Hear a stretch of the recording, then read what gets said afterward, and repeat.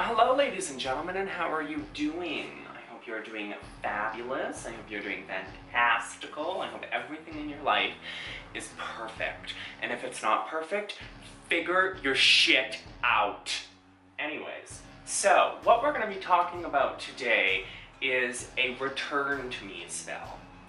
Now, the only time I've ever seen this done is in an episode of Charmed where they cast a lost and found spell, and then all of a sudden their house exploded with all of the things that were missing over the years. I'm going to tell you right now that there's no such spell that's going to make your keys magically appear in your hands. And if you believe that there is, you got more fucking problems than I do. Maybe you should look in your hands to see if your fucking keys are there before you start casting magical spells.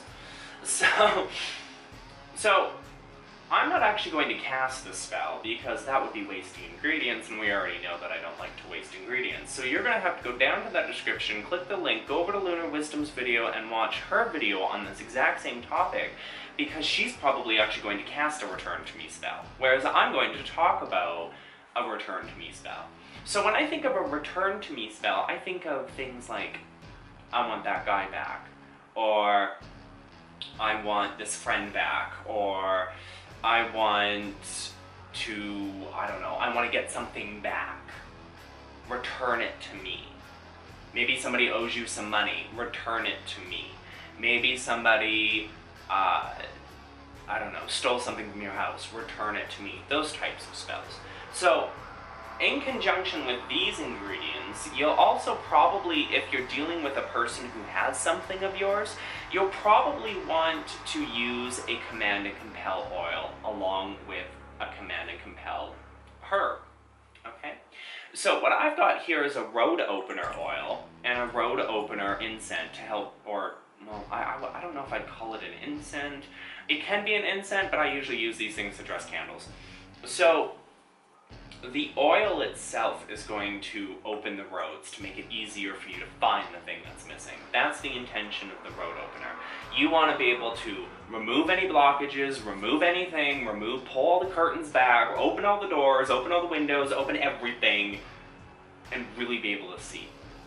Mugwort and Eyebright would also help in this case because you really want to be able to find the thing. Okay, you want to remember where you placed it, you want to remember who you loaned it to, you want to find it. Dragon's Blood is going to help it return to you quicker and faster. Ginger is also going to help it return to you quicker and faster. I like to use these two sometimes in conjunction because they're both very spicy. Now, a fire oil to light a fire under their ass might also help, especially if that person owes you money. Okay. A Command and Compel oil and Command and Compel dust or something to dress candles with will also help in commanding and compelling them to basically return to you the thing that they borrowed or stole or whatever the case is.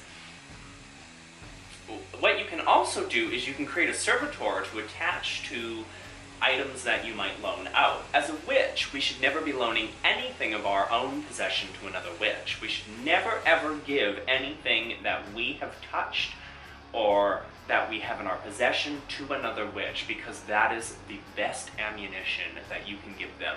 They can turn around and use that against you. Don't do it. Don't fucking lend a witch a cup of sugar. You got a witch living next door, take a shotgun and blow her head off. Because, I mean, if that bitch comes over and borrows anything, or sees the inside of your house, that bitch gonna be able to fucking astral project in there, use the thing that you gave them, curse your ass. All witches are evil. I mean, y'all need to fucking find Jesus. Okay, y'all need to find Jesus. And you two motherfuckers need Jesus. Anyways, so aside from all of that fun jazz, it's like saying the word fungus, but it's fun jazz. Fungus. Fun jazz. Anyways, so aside from all of that, the intention behind a return to me spell is to have something that somebody borrowed or stole or that you misplaced return to you. But again, you have to keep in mind that it's not going to return to you in the sense that it's going to magically appear in your hand, because that is just fuckery. Okay? It's fuckery to believe that. You can also write petitions and ask the god or goddess, or whatever it is that you work with, to return whatever it is that you're missing to you. Okay, and I would take that petition and I would fold it towards you 3 to 5 times. Okay, what I like to do with those petitions is I will start up a cauldron fire. It might use some of these ingredients. Small cauldron fire, and be very careful when you're putting oil into a cauldron fire. You want just a few drops. You do not want a lot, because then you'll have an oil fire on your hand. And if you have an oil fire on your hand, that fucker is hard to put out.